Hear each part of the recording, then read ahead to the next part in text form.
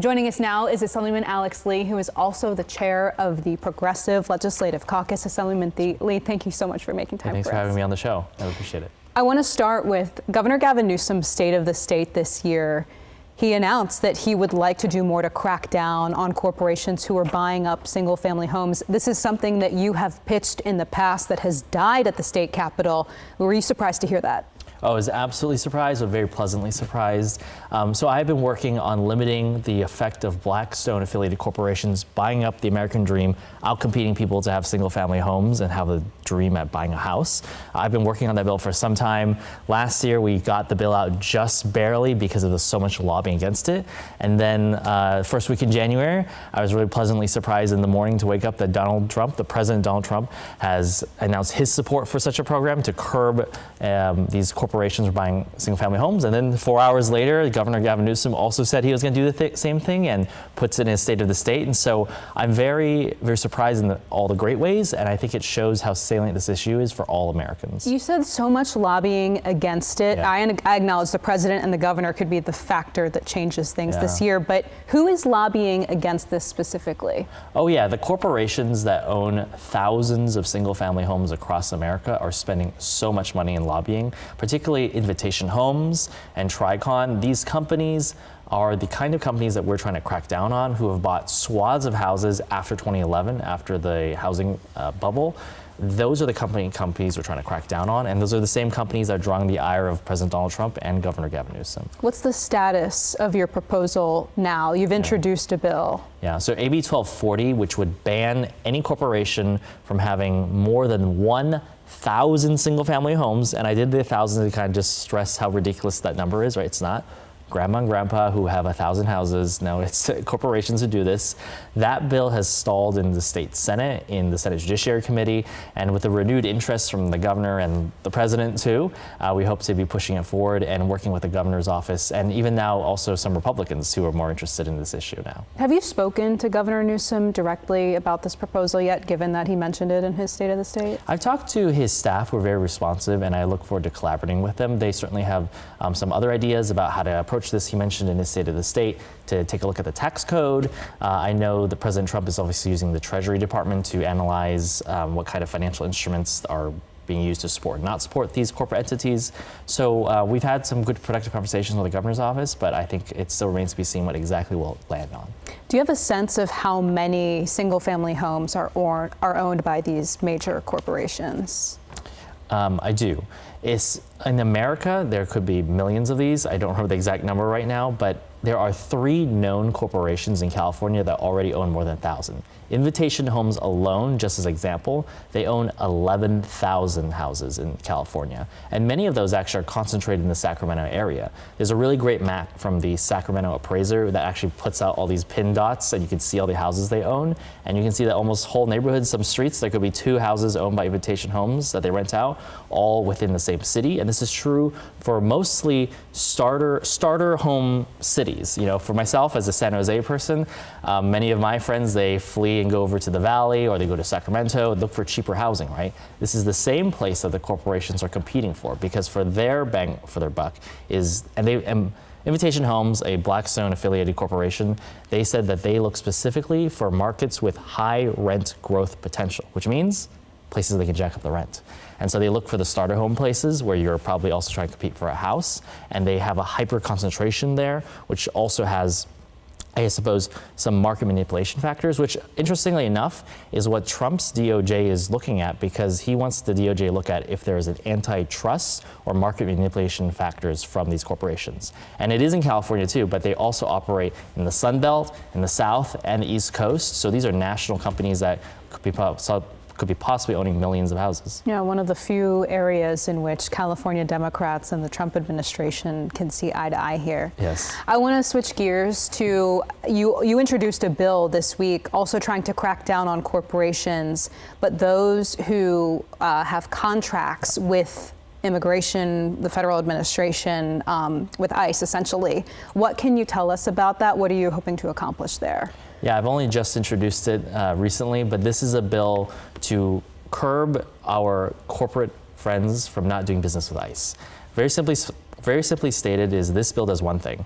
It says that if you're a corporation with contracts with ICE, with the Department of Homeland Security, then you will not benefit from California tax breaks. This is a choice. Either a corporation can do business with the people of California and do all the amazing things that they're doing, or they can aid and abet ICE's reign of terror. They have a choice.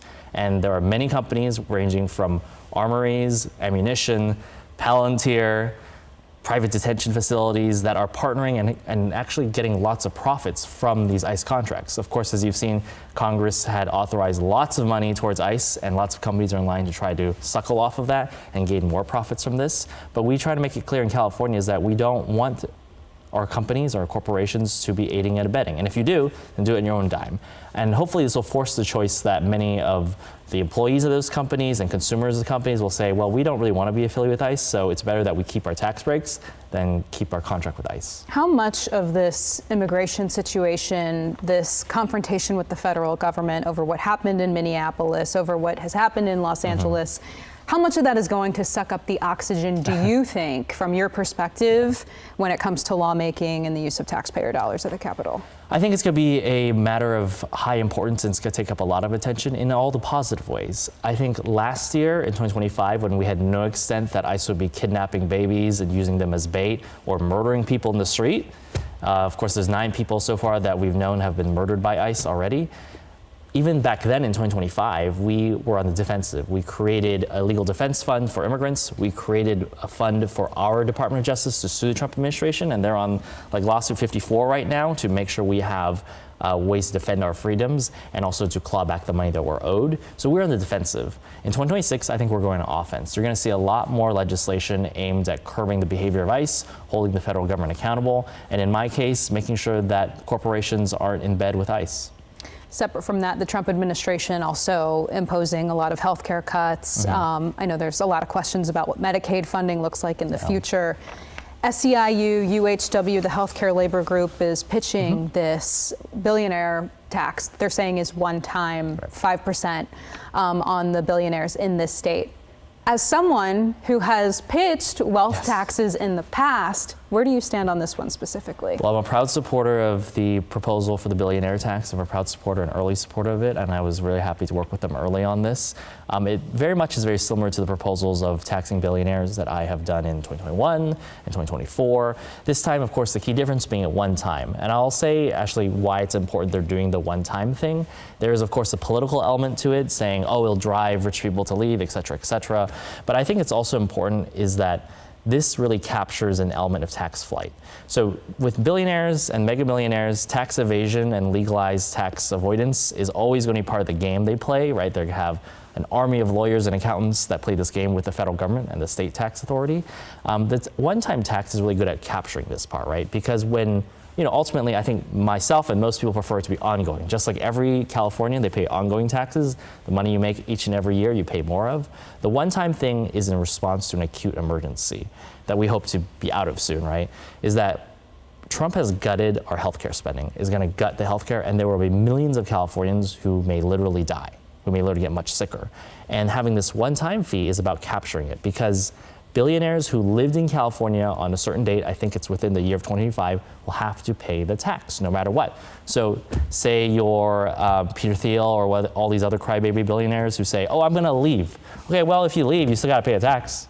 You still got to pay it in one way or another, because this game we've seen it time and time again as they threaten to leave. They threaten to leave New York City when Mayor Mamdani comes in, and by and large, most of them stay.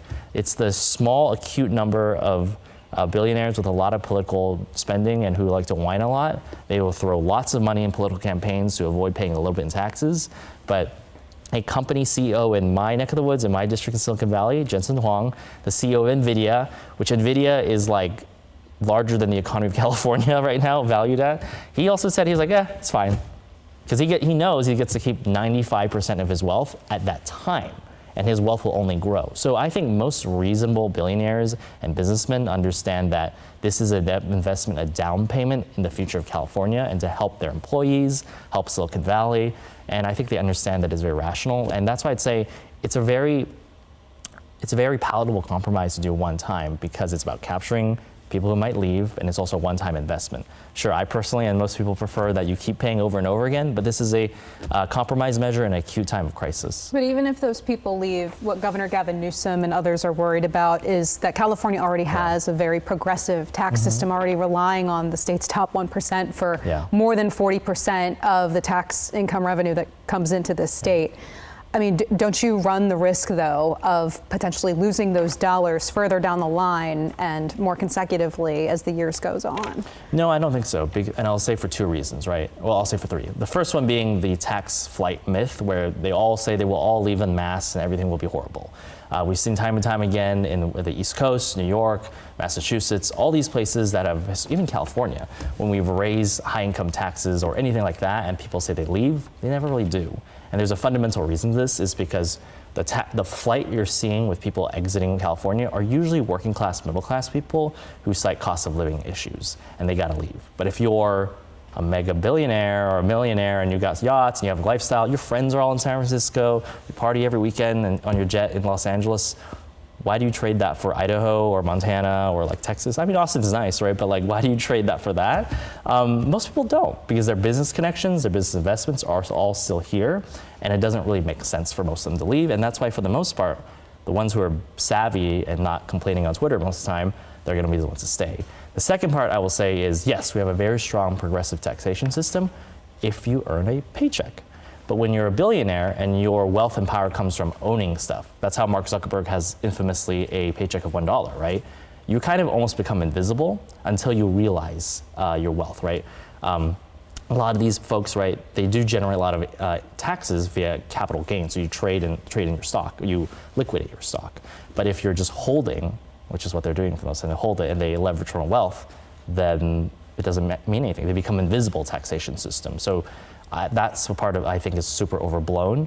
It's actually very good at the good lawyers and celebrities and stuff like that maybe, and they're spending a lot of activity and earning paychecks, but if they're not, then it's not really a big deal. So I would say it's super overblown in those myths. We've seen time and time again, these threats are pretty idle, and as you see New York closing in the ranks, California, even Seattle, where are they gonna live? You wanna live in Idaho or you wanna live in Nebraska, which is awesome too. They're awesome places, but I don't think it suits their lifestyle. The Democratic leaders, California's Assembly Speaker and the Senate Pro Tem, they're not taking a position on this yet. What do you make of that? I think our legislative leaders, of course, generally have to take positions in line with the rest of the caucus, so it doesn't surprise me they don't usually come out full swing in the beginning. But I think as the campaigns roll out and more of our colleagues, and there are a lot of my colleagues signing up to support, I think they'll probably have to, they will probably change their position soon. All right. Yeah.